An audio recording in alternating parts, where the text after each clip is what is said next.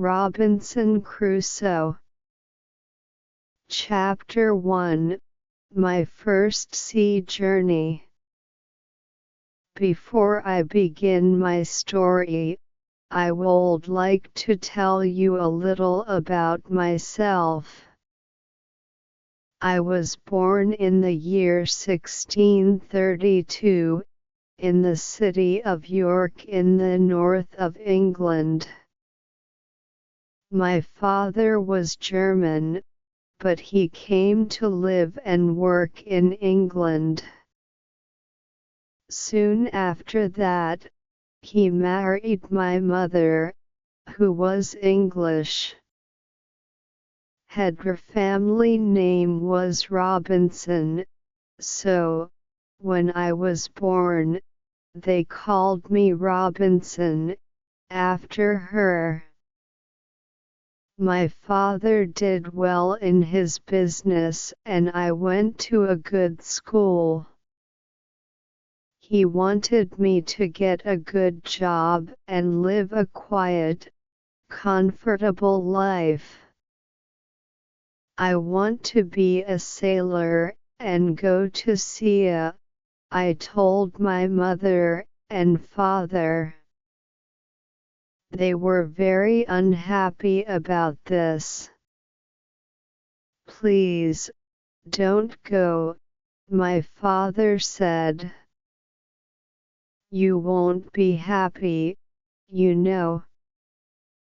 Sailors have a difficult and dangerous life."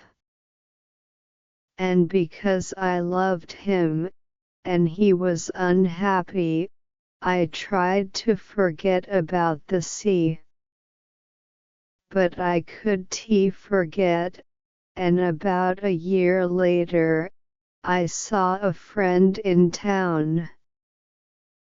His father had a ship, and my friend said to me, "We're sailing to London tomorrow. Why don't you come with us?"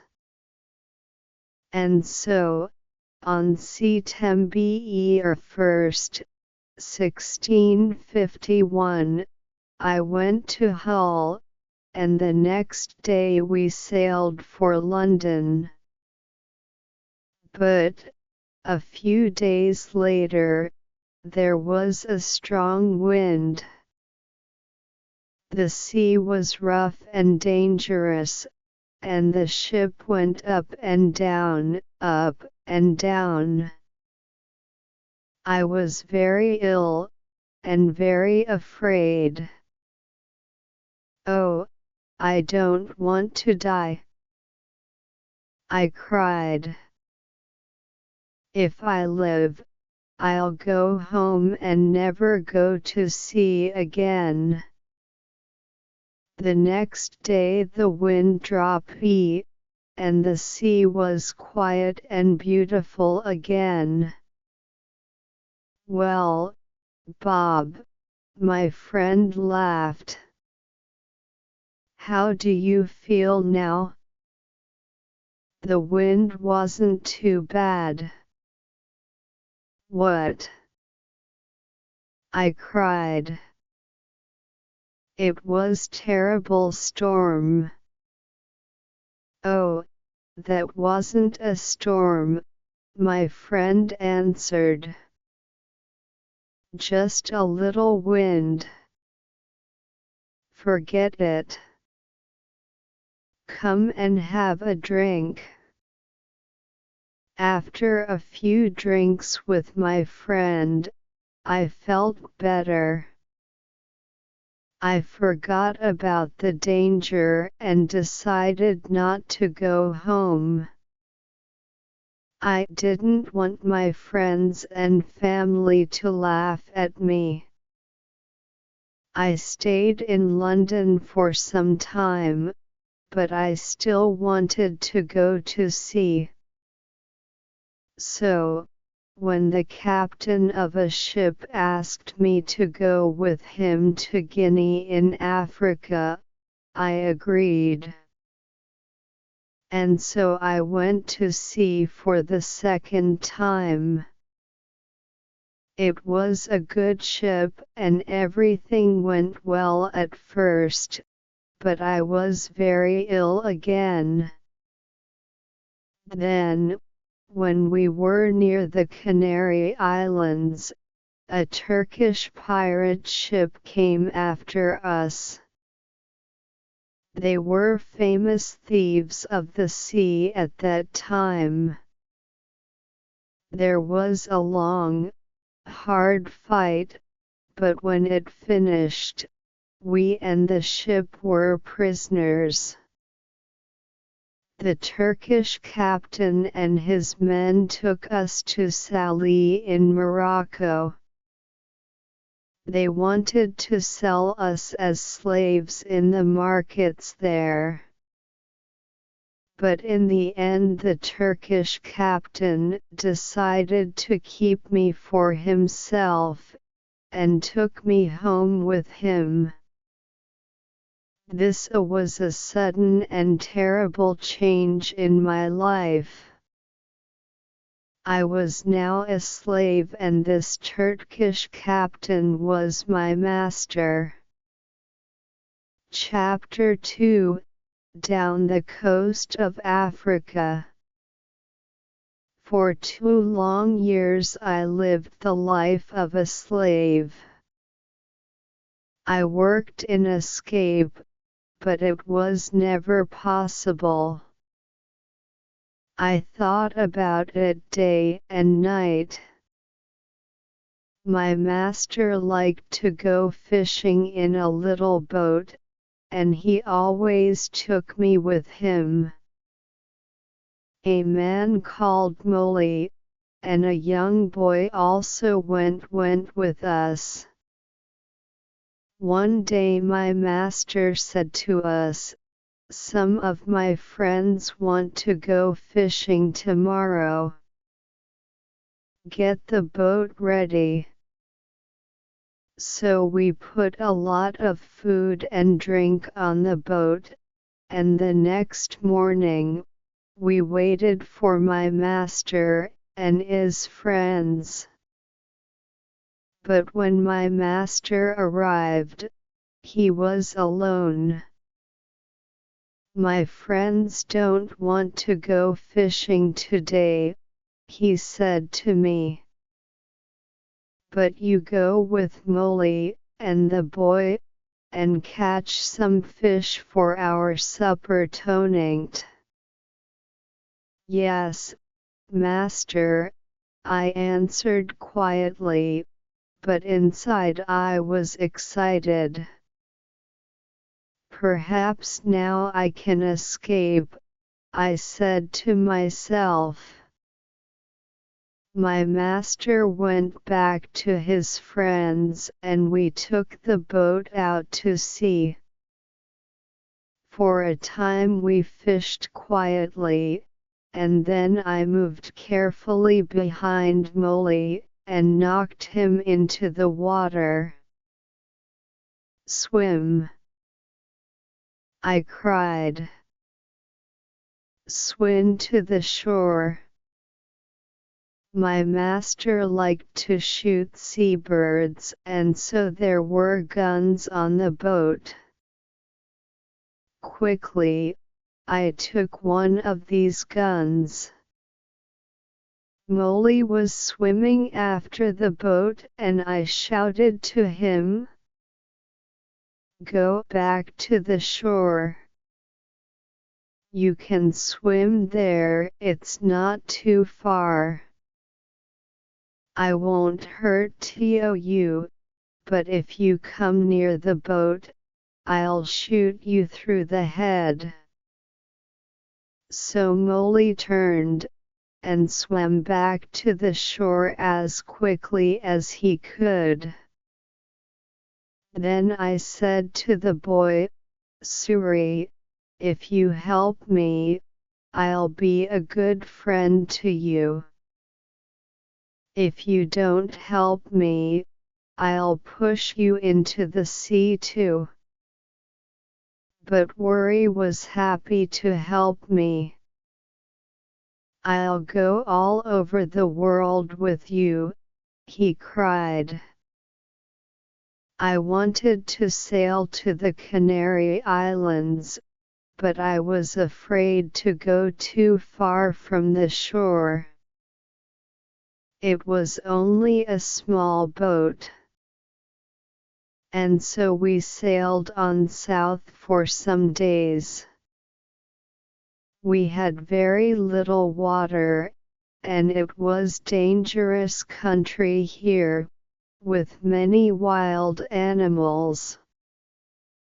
We were afraid, but we often had to go on shore to get more water. Once I used a gun to shoot a wild animal. I don't know what animal it was, but it made a good meal. For about 10 or 12 days we sailed on south, down the coast of Africa. Then one day we saw some people on the shore, strange, wild people, so did not look friendly. By now we had very little food, and we really needed help. We were afraid, but we had to go on shore. At first, they were afraid of us, too. Perhaps white people never visited this coast. We did not speak their language, of course, so we used our hands and faces to show that we were hungry. They came with food for us, but then they moved away quickly. We carried the food to our boat, and they watched us. I tried to thank them, but I had nothing to give them.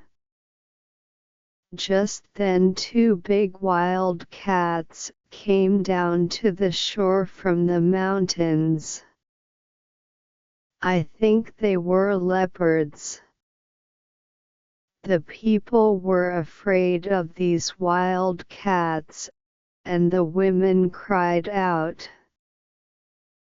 Quickly, I took a gun, and shot one of the animals. The second wild cat ran back up into the mountains. Guns were new to these African people, and they were afraid of the loud noise and the smoke. But they were happy about the dead wild cat. I gave them the meat of the dead animal, and they gave us more food and water. We now had a lot of food and water, and we sailed on. 11 days later we came near the Cape Verde Islands. We could see them, but we couldn't get near because there was no wind. We waited. Suddenly Suri called to me, "Look, a ship." He was right. We called and shouted and sailed our little boat as fast as we could. But the ship did not see us. Then I remembered the guns which made a lot of smoke. A few minutes later the ship saw us and turned. When we were on the ship, the Portuguese captain listened to my story. He was going to Brazil and agreed to help me, but he wanted nothing for his help. "No," he said, when I tried to pay him. Perhaps, one day, someone will help me when I need it. But he gave me money for my boat, and for Suri, too. At first, I did not want to sell Suri as a slave, after all our dangerous adventures together. But Suri was happy to go to the captain, and the captain was a good man. In 10 years' time, he said, Suri can go free. When we arrived in Brazil 3 weeks later, I said goodbye to the captain, and Suri left the ship and went to begin a new life. Chapter 3: The Storm and the Shipwreck. I stayed in Brazil and worked hard for some years. By then I was rich, but also bored. One day some friends came to me and said, "We're going to Africa to do business. Why don't you come with us? We'll all be rich after this journey." How stupid I was! I had an easy, comfortable life in Brazil, but, of course, I agreed. And so, in 1659, I went to sea again. At first, all went well, but then there was a terrible storm. For 12 days the wind and the rain didn't stop. We lost 3 men in the sea, and soon the ship had holes in its sides. "We're all going to die this time," I said to myself. Then one morning one of the sailors saw land, but next minute our ship hit some sand just under the sea. The ship could not move and we were really in danger now. The sea was trying to break the ship into pieces, and we had very little time. Quickly, we put a boat into the sea and got off the ship. But the sea was very rough and our little boat could not live for long in that wild water.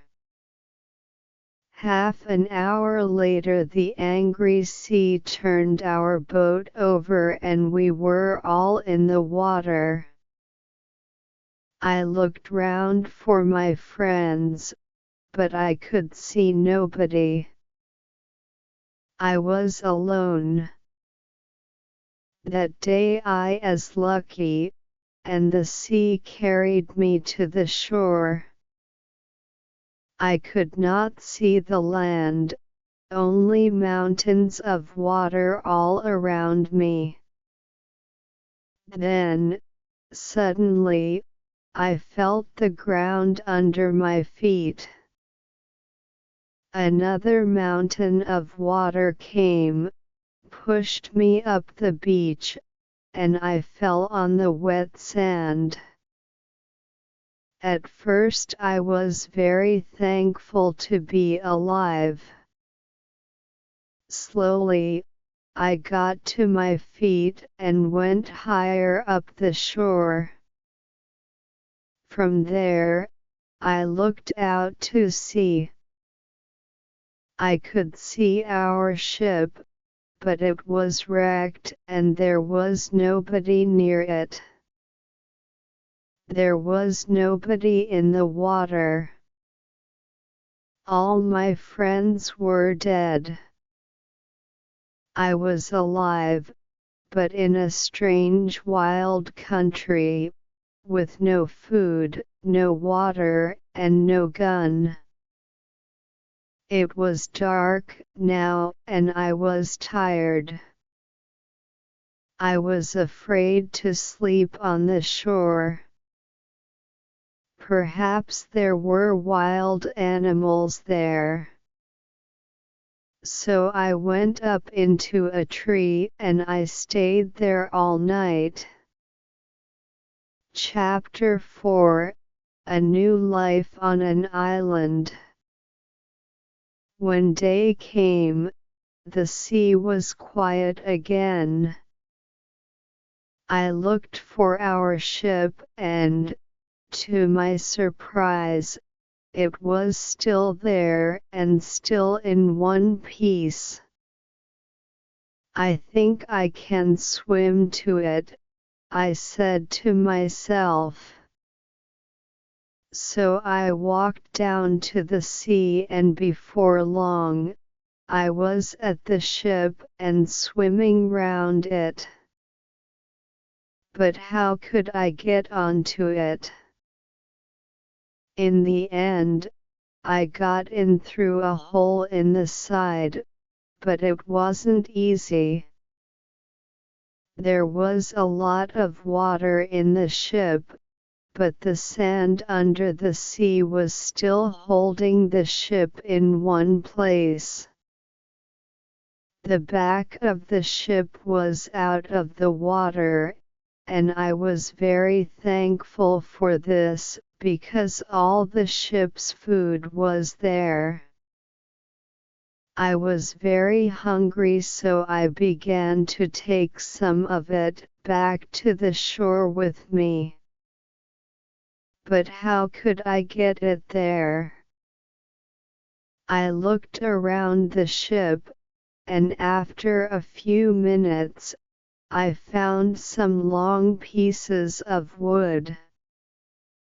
I tied them together with rope. Then I got the things that I wanted from the ship. There was a big box of food, rice, and salted meat, and hard ship's bread.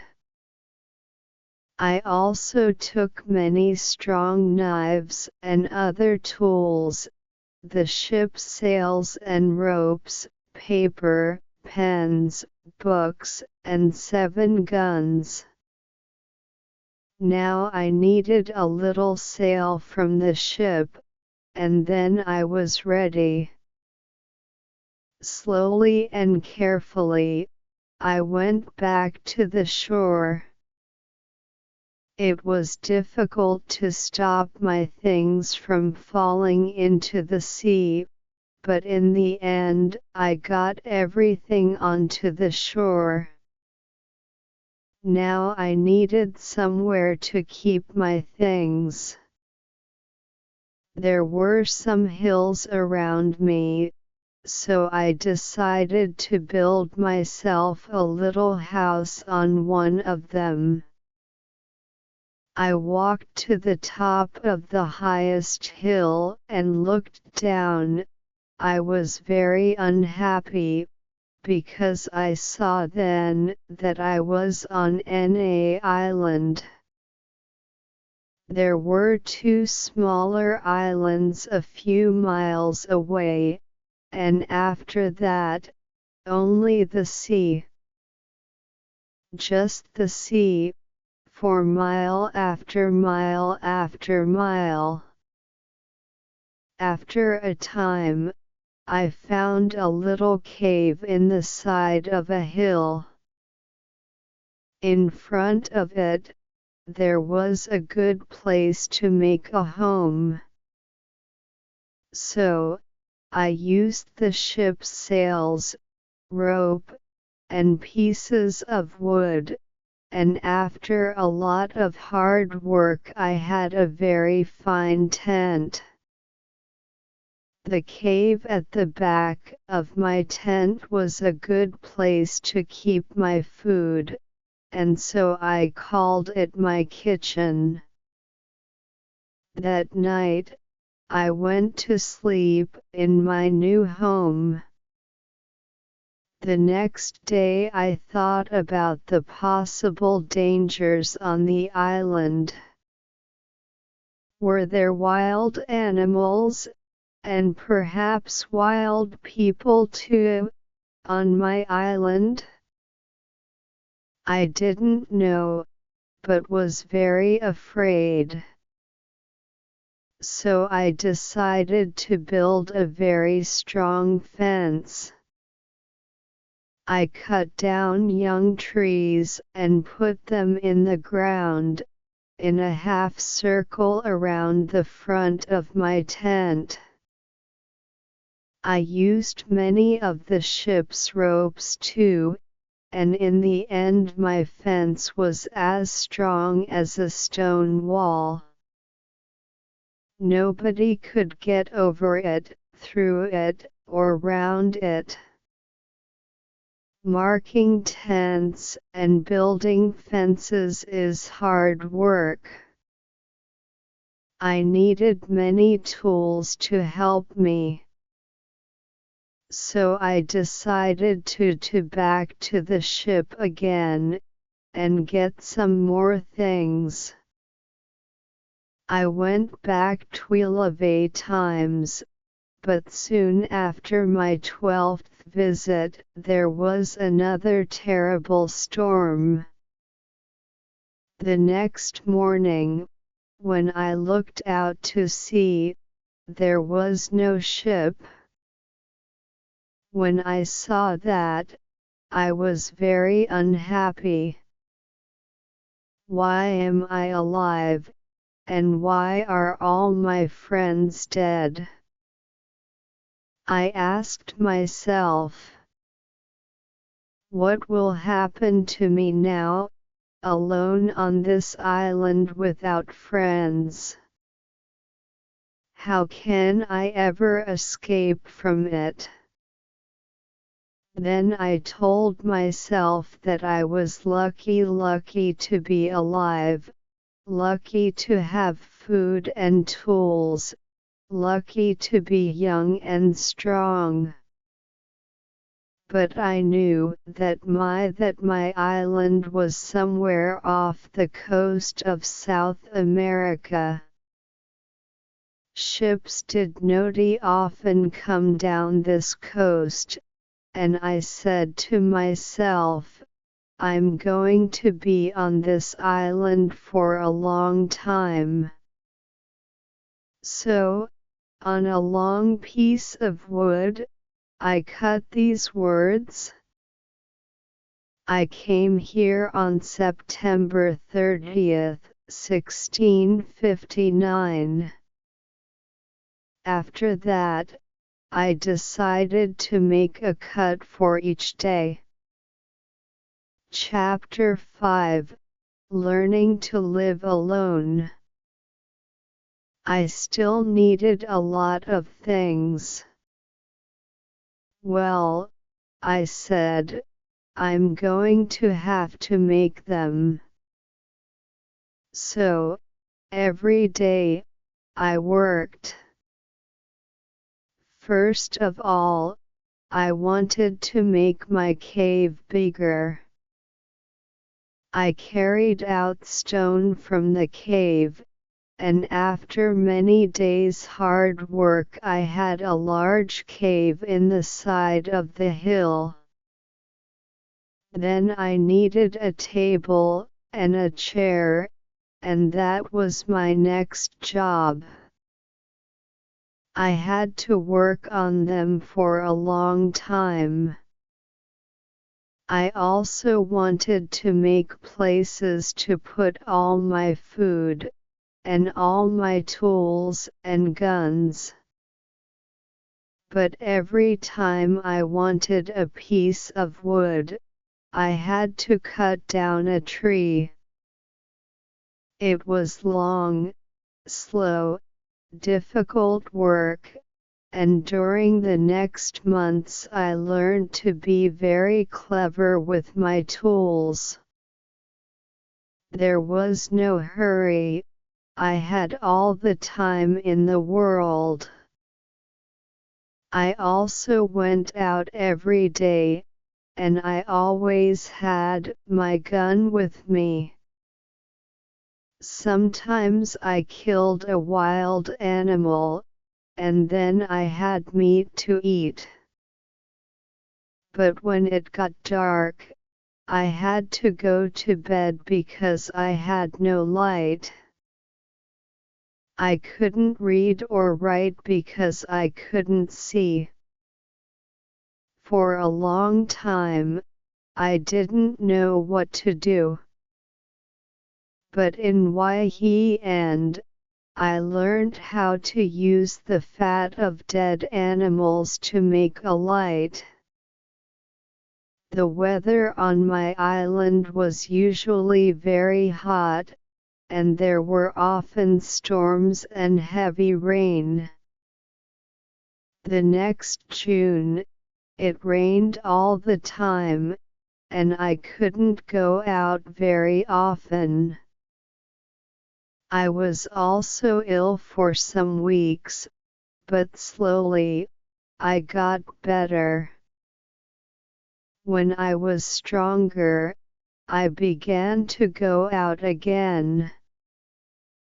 The first time I killed a wild animal, and the second time I caught a big turtle. I was on the island for 10 months before I visited other parts of it. During those months, I worked hard on my cave and my house and my fence. Now I was ready to find out more about the rest of the island. That night I went to sleep in a tree for the second time, and the next day I went on with my journey. Soon I came to an opening in the hills. In front of me, everything was green, and there were flowers everywhere. There were also a lot of different birds and animals. I saw that my house was on the worst side of the island. But I didn't want to move from there.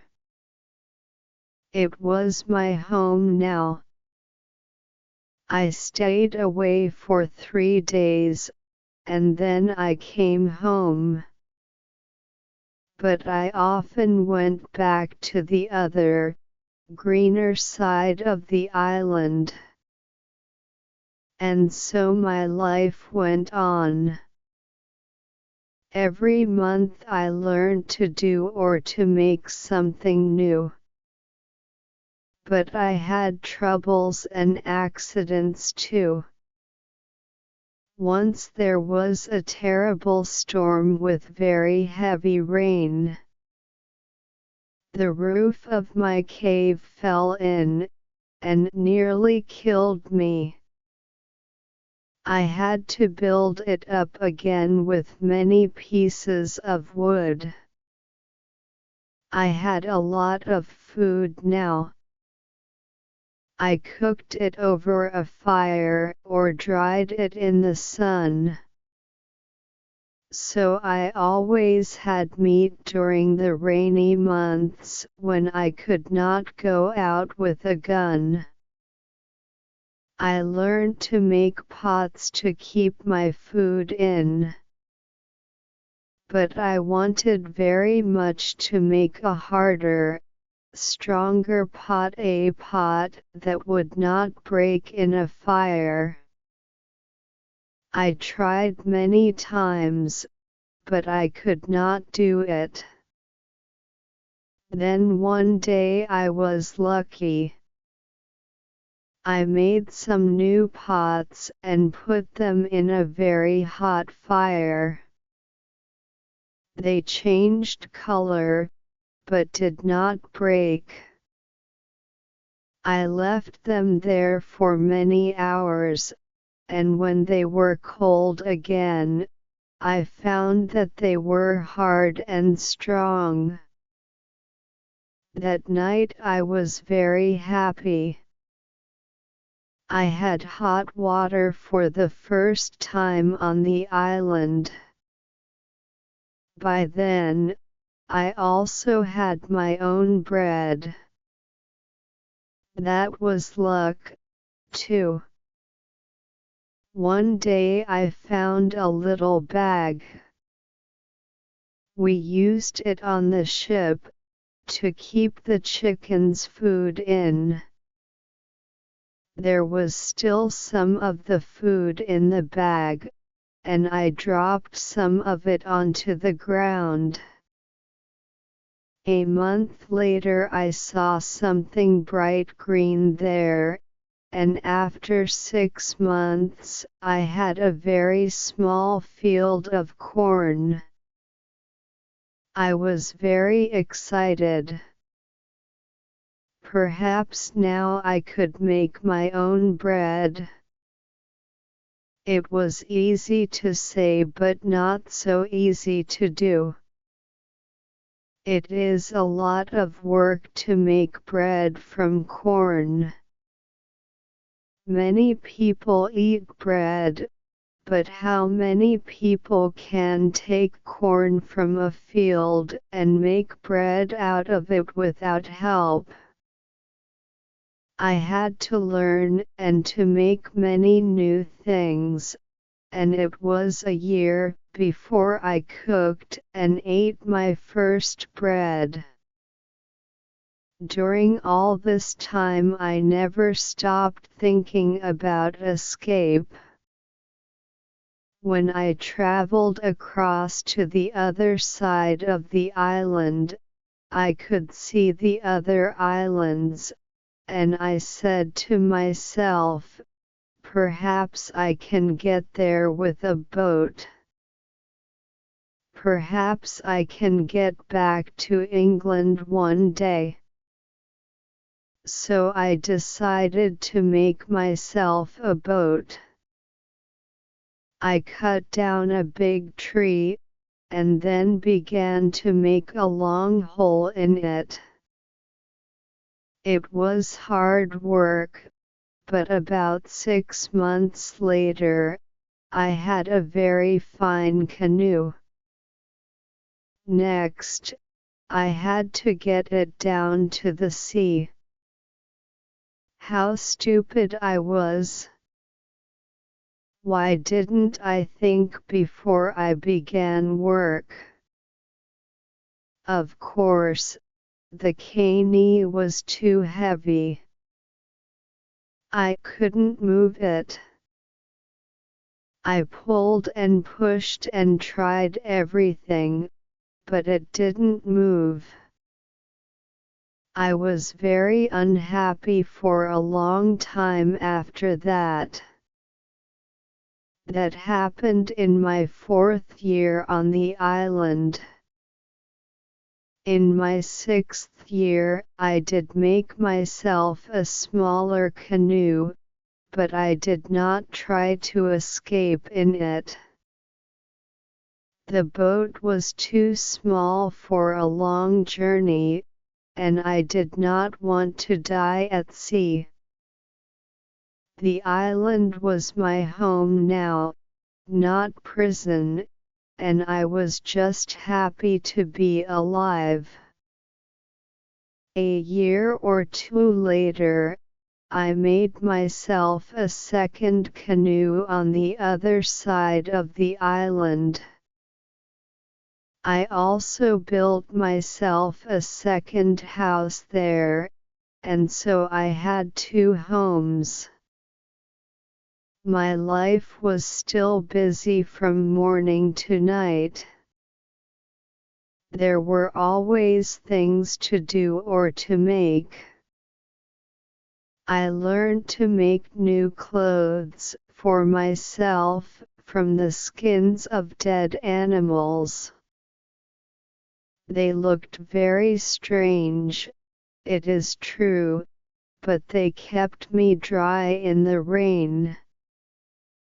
I kept food and tools at both my houses, and also wild goats. There were many goats on the island, and I made fields with high fences to keep them in.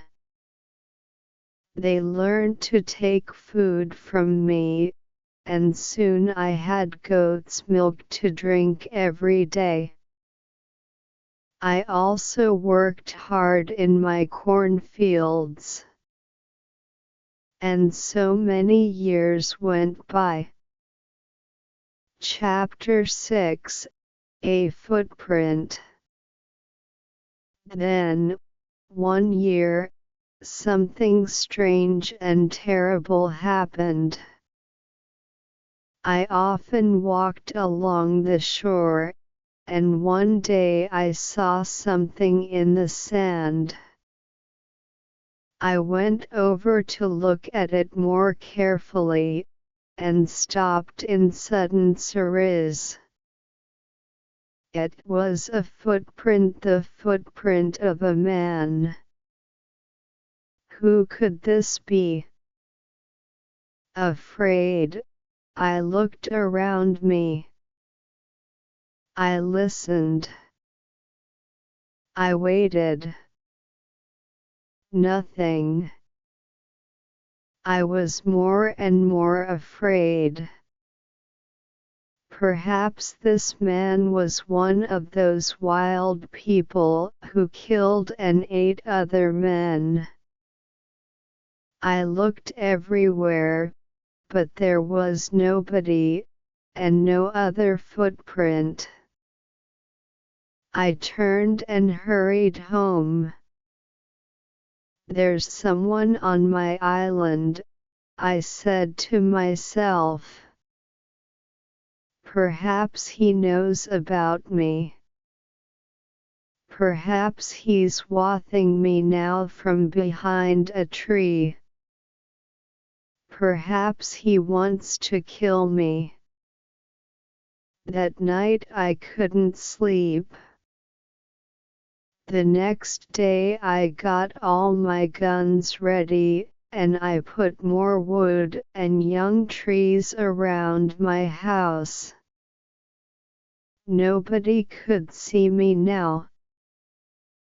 But, after 15 years alone on the island, I was afraid, and I did not leave my cave for 3 days. In the end, I had to go out to milk my goats.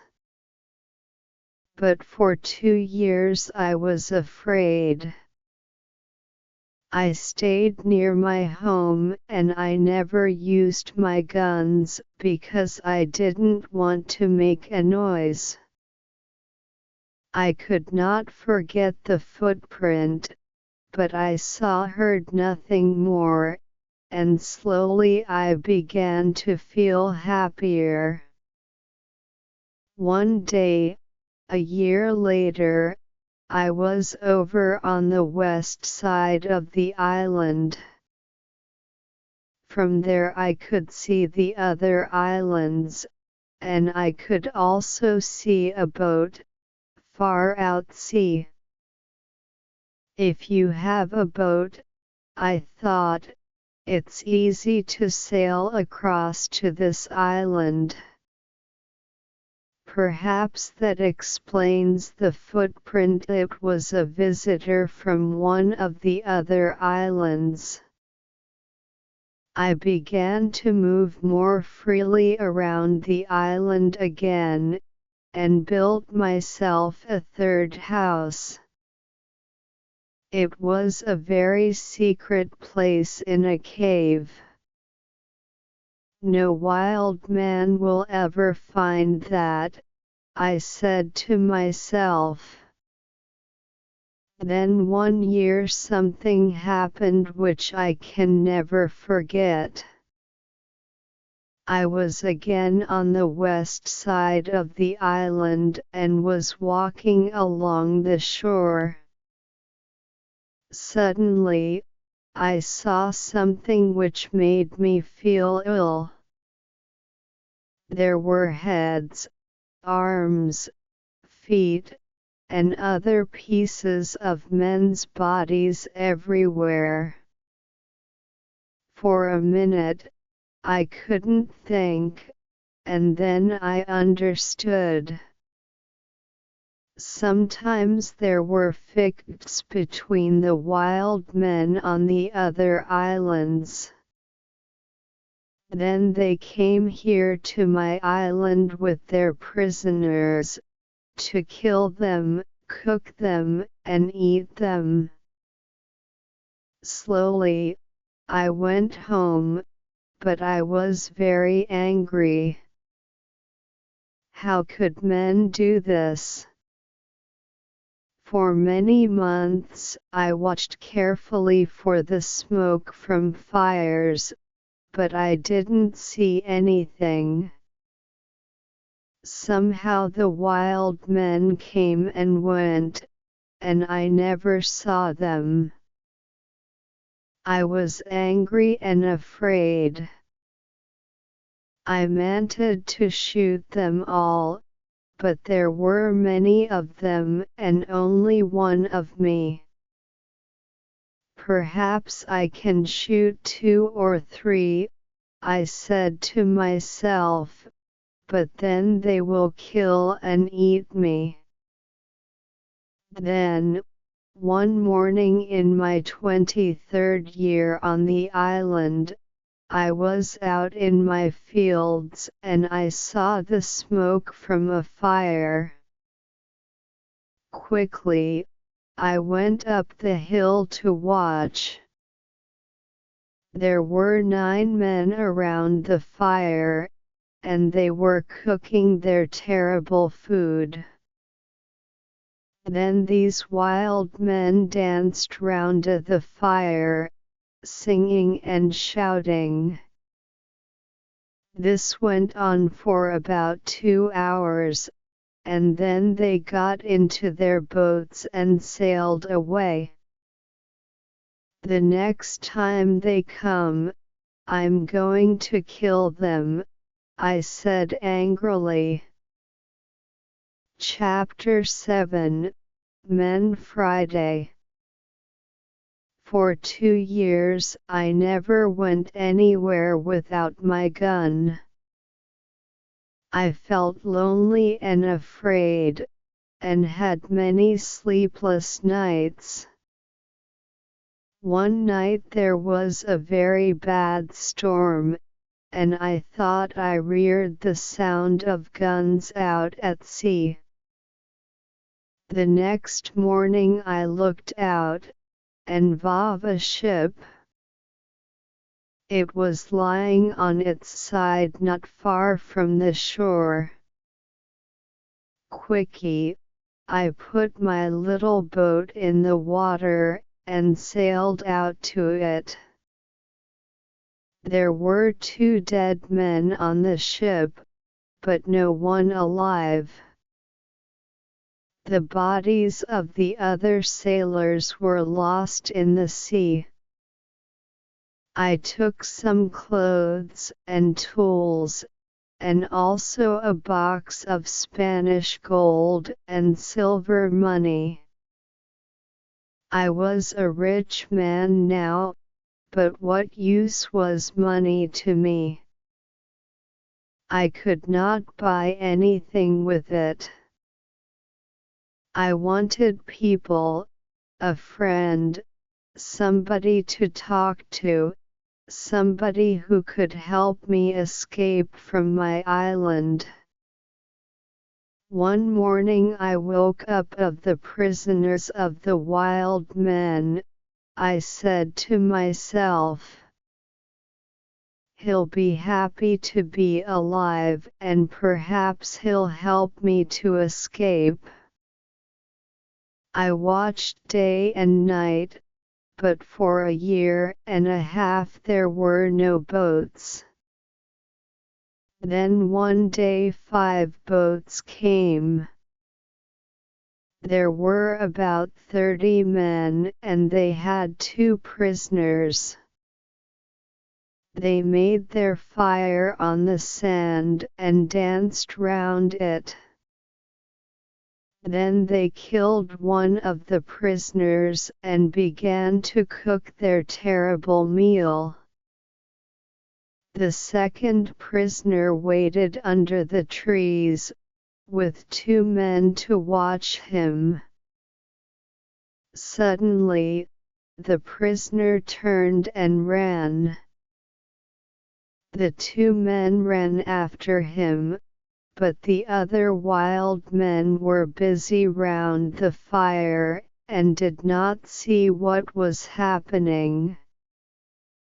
The prisoner ran like a wild goat, and soon I saw that he was coming near the bottom of my hill. As fast as I could, I ran down the hill and jumped out of the trees between the prisoner and the 2 wild men. I hit the first man with the wooden end of my gun and he fell down, but I had to shoot the second man. The poor prisoner did not move. He was afraid of the noise of my gun. I called to him and tried to show him that I was friendly. Slowly, he moved nearer to me, but just then the first wild man began to get up from the ground. Then the prisoner spoke and I understood that he wanted my sword. How happy I was to hear words again. I gave him my sword, and at once he cut off the head of his enemy.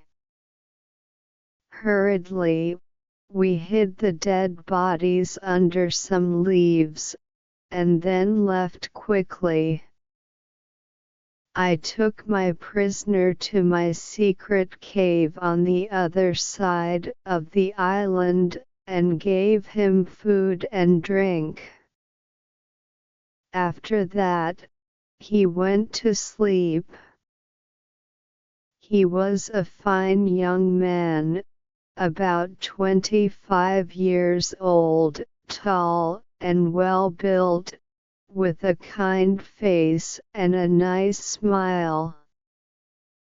He had a brown skin, black hair, bright eyes, and strong white teeth.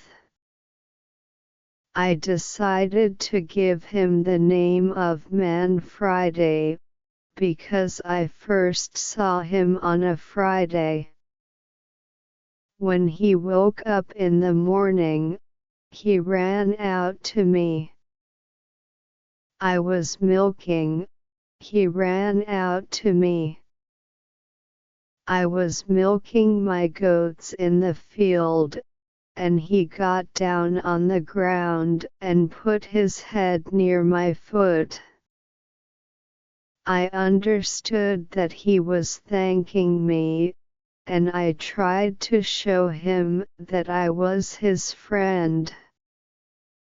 I began to teach him to speak English, and soon he could say his name, Master, and yes and no. How good it was to hear a man's voice again.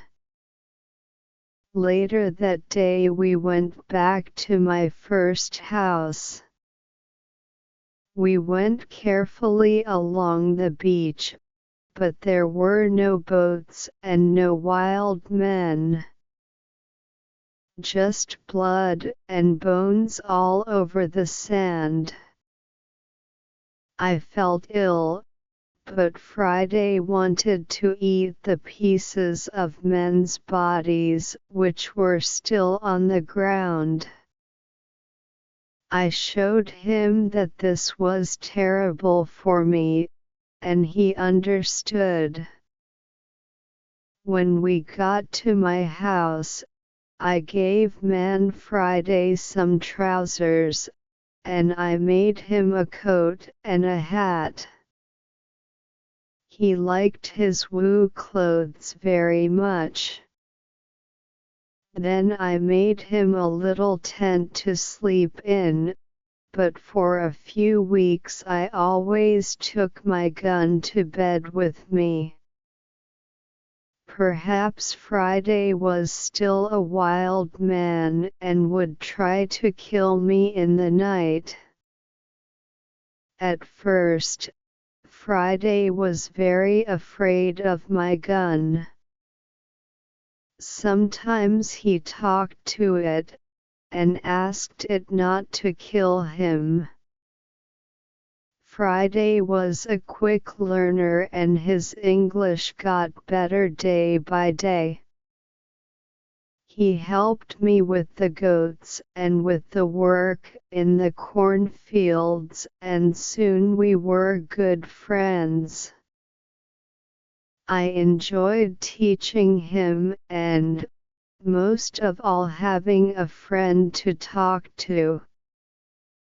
This was the happiest of all my years on the island. Friday and I lived together happily for 3 years.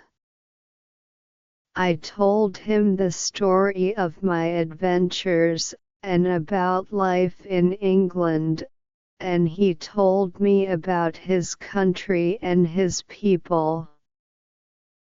One day we were at the top of the highest hill on the island, and we were looking out to sea. It was a very clear day and we could see long way. Suddenly, Friday began to jump up and down, very excited.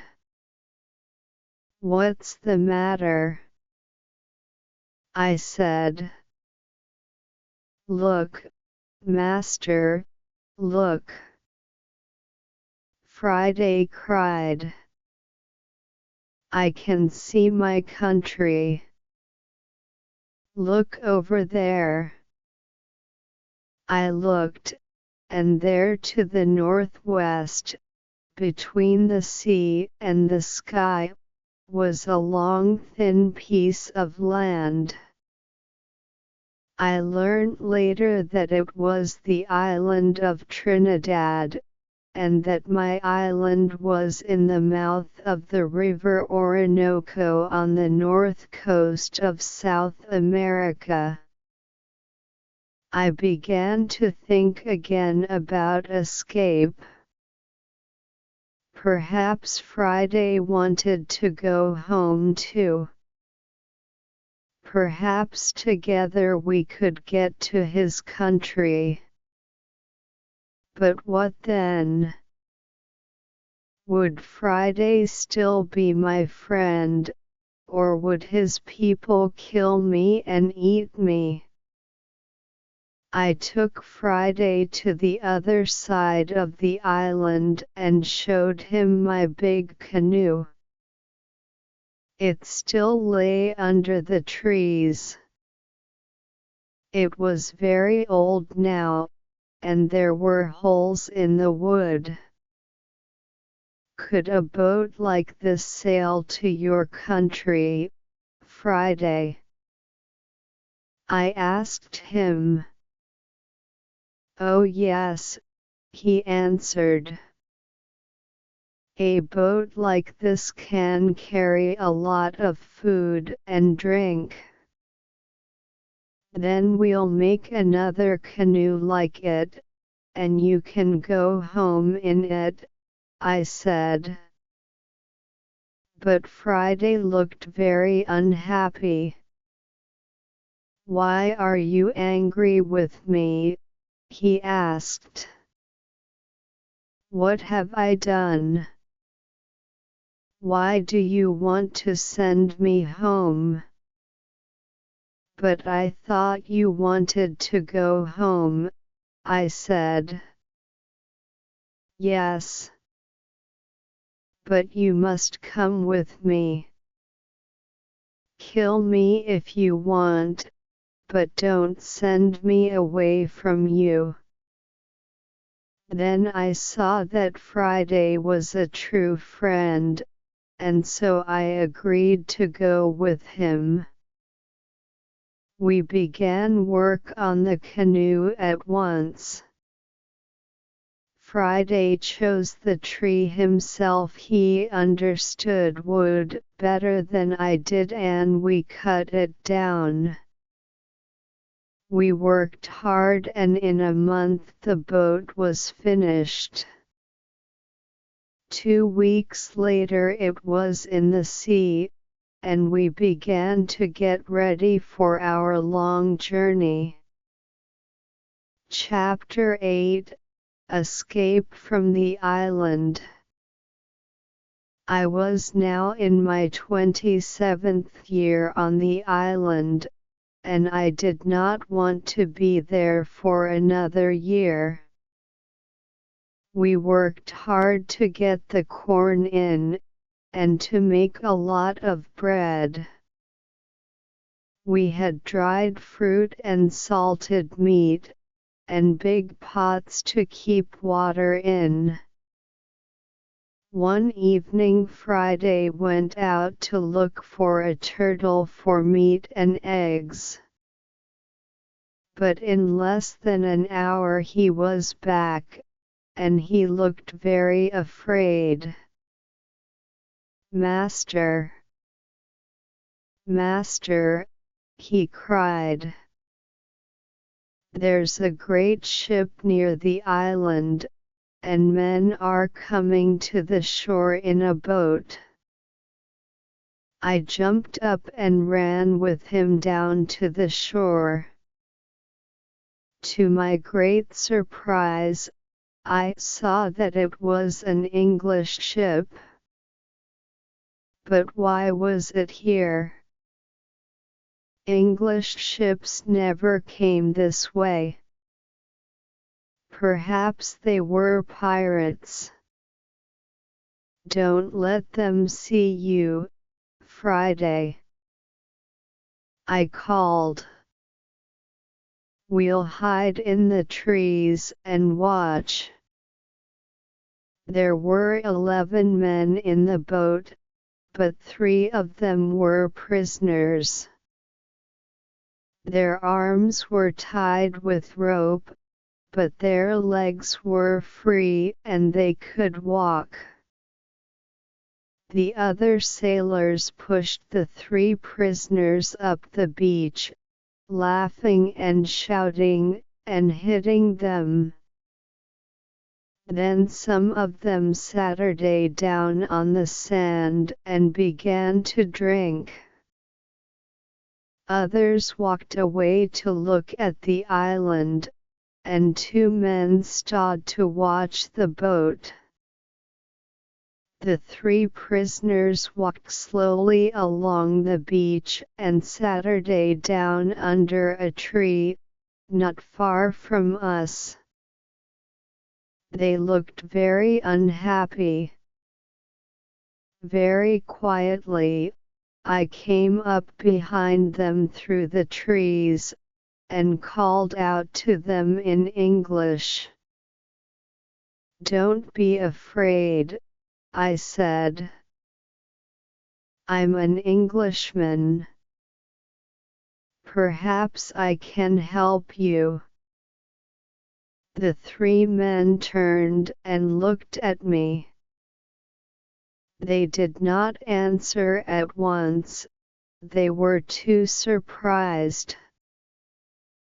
Perhaps they thought I was a wild man myself, in my strange homemade clothes of animals' skins, and with my long hair and beard.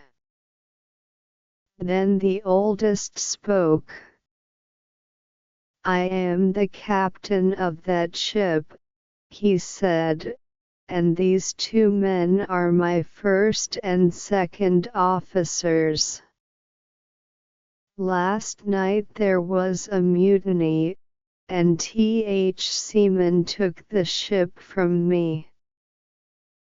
Now they're going to leave the three of us here, to die on this island. Do these mutineers have guns? Only two, he answered, and they've left those on the boat. All right, I said. We'll fight them, but if we get your ship back for you, you must take me back to England. The captain agreed immediately and thanked me very warmly for my help. Friday ran back to my house to get all the guns, and the captain and I made a plan. The first part was easy because the seamen were not ready for a fight. We shot the two men at the boat, and the captain shot another man. This man, Tom Smith, was the worst of them all, and he began the mutiny on the ship. Then the captain talked to the other 5 men, and they agreed to help him. They did not really want to be mutineers, but they were afraid of Tom Smith. Now, I said to the captain, we must get back your ship. How many men are on it? 26, the captain replied, and they will fight hard because they won't want to go home. It is death for all mutineers in England. But not all the men are bad. I'm sure that some of them will help me. Just then we saw another boat, which was coming from the ship to the shore. There were 10 men in it, and they all had guns. We ran into the trees and waited. It was a long, hard fight, but by now it was dark, and this helped us very much. We ran here and there in the trees, calling and shouting. The seamen could not see us and did not know how many men they were fighting. In the end, the first officer shouted to them, "Put down your guns and stop fighting. The captain has 50 island people to help him. We can kill you all." So the seamen stopped fighting and we took their guns. 3 of the men agreed to come back to the captain, and we put the others in my cave. Friday and I stayed to watch the prisoners, while the captain and his men went back to fight for the ship. All night we listened to the sound of guns and shouting, but in the morning, when the sun came up, the captain was master of his ship again. I went down to the shore to meet him. "My dear friend," he cried, "there's your ship. I'll take you to the ends of the world in it." I put my arms round him, and we laughed and cried together. How happy I was to leave the island. My good friend Friday came with me, of course, but we left the mutineers on the island. We decided not to kill them, they could begin a new life on the island. I showed them my 3 houses, my cornfields, and my goats, and all my tools. Their life would be easy because of all my hard work for so many years. And so, on the 19th of December 1689 after 27 years, 2 months, and 19 days, I said goodbye to my island and sailed home to England. Chapter 9 Home in England. When I came back to England, I felt like a stanger in the country. Many things were different, and not many people remembered me. I went home to York, but my father and mother were dead, and also my brothers. They were happy to learn that I was alive, and I was pleased to find some family. After some months, I decided to go down to Lisbon in Portugal. I had friends there who could help me to sell land in Brazil, and I needed the money. Friday came with me. He was always a good and true friend to me. In Lisbon, I found Portuguese captain, who took me in his ship to Brazil, all those years ago. It was good to see him again, and he helped me with my business. Soon I was ready to go home again by land. No more adventures and dangers by sea for me. It was a long, hard journey.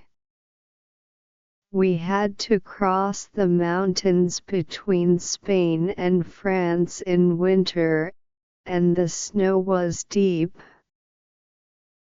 Poor Friday was very afraid of the snow. In his country it was always hot, and he did not like cold weather. Back in England I found a house and began to live a quiet life. My 2 nephews came to live with me. The younger one wanted to be a sailor, and so I found him a place on a ship. After a while I married, and had 3 children, 2 sons, and a daughter. Then my wife died, and my nephew, who was now the captain of a ship, came home to see me. He knew that I did not really like a quiet life. "I have a fine ship, uncle," he said. "I'm going out to the East Indies, India, Malaya, the Philippines. Why don't you come with me?" And so, in 1694, I went to sea again, and had many more adventures. Perhaps one day I'll write another book about them.